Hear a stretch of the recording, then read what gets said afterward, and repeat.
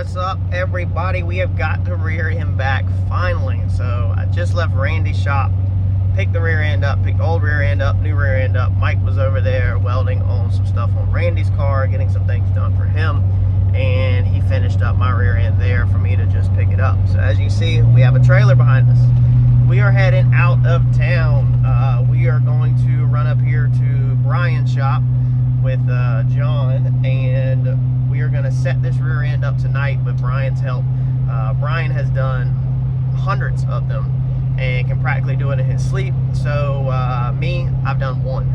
So I originally set the rear end up when I built the rear end, the last one, but it didn't take me a long time, but there was a lot of research and double checking and text messaging friends and stuff like that. So it was kind of time consuming, but at that time I had nothing to do, no hurry at all. So I took my time and got everything set up, and it ended up being correct. I had no issues out of it, no wear and tear. Everything was good to go. So it pays off, take your time, do your research. But we're trying to make 710 this weekend if possible with this car. So we don't have time to do all that research again because I don't remember a lick of anything I learned back then. So we're just gonna shoot up here and get some help. Brian was nice enough to say that he would help me. Behind us though, we have John's trailer. So we have the trailer hooked all up, and we are gonna hopefully get this thing out of the trailer this afternoon and on a lift. John said that he has been anxious to see what all is wrong with it and what all is damaged, and me too, quite frankly. I'm dying to see underneath the car on the lift. I'm dying to measure this thing out and see if this car is usable or what, and kind of get the game plans together for John's car. So stay tuned, that's gonna be on John's channel. We are going to hopefully get this rear end put back together gear wise tonight for my car, hopefully get this thing thrown in this weekend and make 710. Let's go. All right, so we got this thing up on the stand. Brian's starting to take it all apart. We got the brake lines off. So this one, pretty excited about this one compared to last time, because last time I didn't have actual nice brake line tabs and such. This side's already hitting on that. So he went ahead and welded all the tabs on there for the brake lines, and then we're running a still braided line's gonna go up through here. So you'll have your piece that ties in, it drops down to the car, and then it'll go up through there, and it's gonna be hid inside that tube, and then it'll come out over here and tie in over here. So he took the time to weld all these little tabs. I mean, it's just gonna be way better than last time. He's also having a aluminum plug machined for this right here, and we'll cut these off to cut a little bit of weight off, and then we'll cut a couple pieces off the brake calipers to knock some weight off the e-brake cables this time. Get all that, but what we're doing tonight is we have to set this thing up and put the gears over in this thing, change pinion, right John? Pinion? You gotta change everything. Pinion over, the whole 9 yards, get it all swapped over. But dude, Uncle Mike did a freaking amazing job. One thing that I requested was the anti-roll bar bolts on.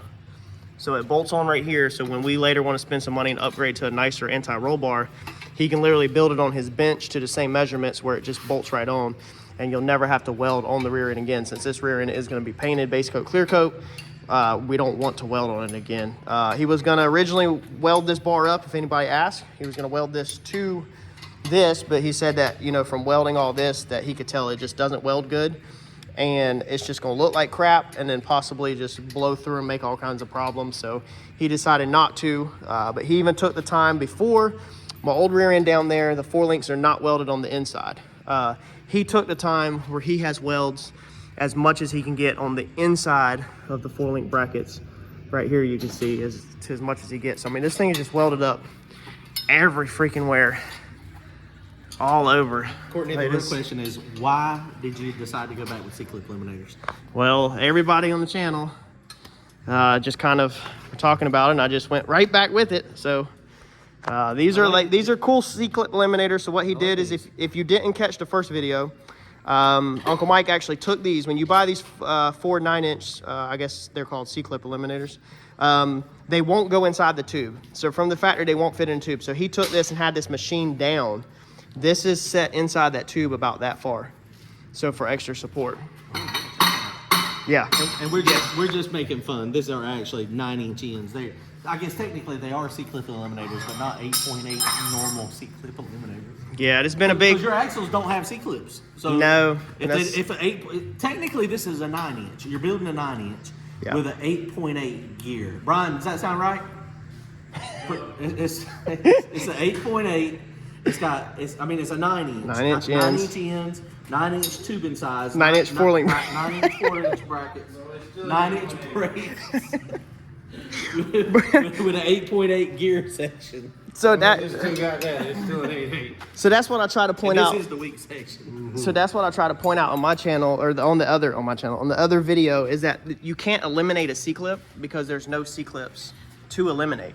But a couple other people argued that putting these ends on, they get rid of the C-clips, so they're calling them C-clip eliminators. And my whole point was, if somebody uneducated that is watching this video new, please don't Google C-clip eliminators and try to find these, because you're not.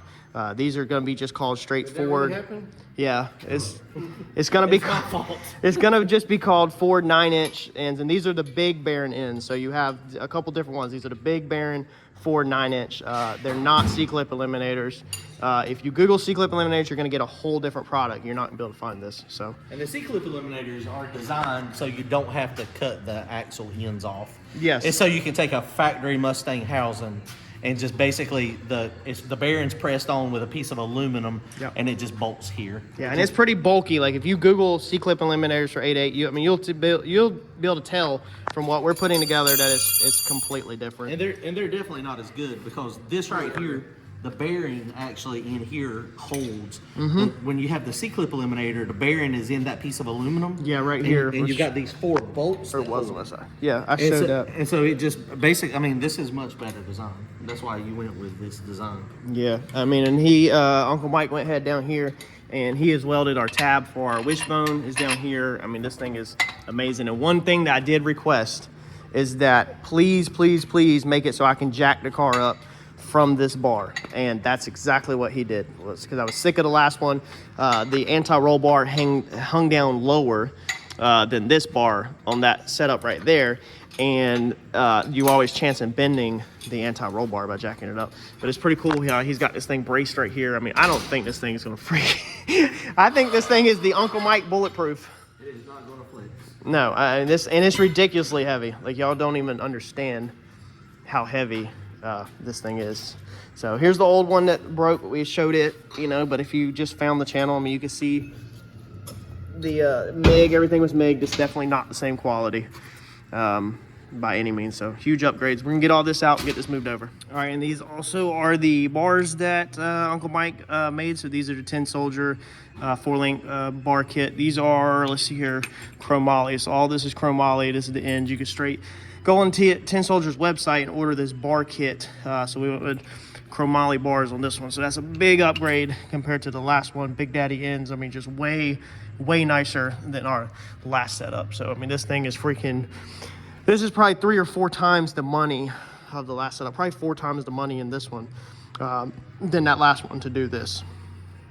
All right, the other thing that John requested actually is we get rid of this crush sleeve right here. Brian showed me how to measure it. Basically, you take it and match it, the old crush sleeve to the new. This is a crush sleeve eliminator. This just gets you close. Gets you close, okay.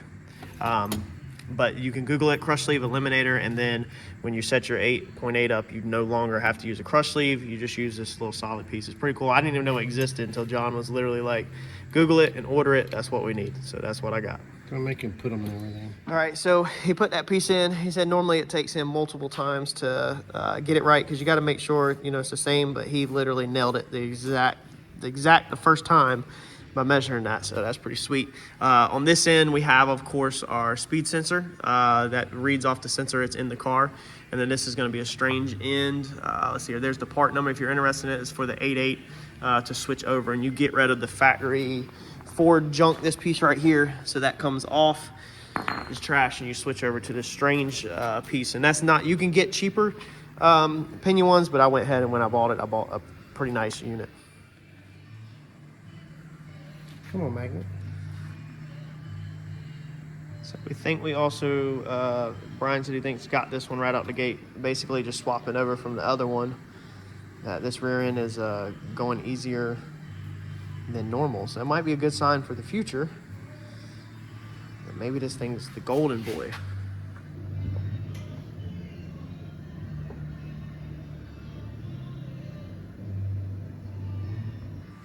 That is amazing. This thing literally just dead on from swapping everything over out of that one. Perfect. Good to go. that is just about waste of a trip. Y'all could have just texted me and be like, just throw everything in the other one. But it's better to be. It always works out like that. It's better to be safe than sorry. That's for sure.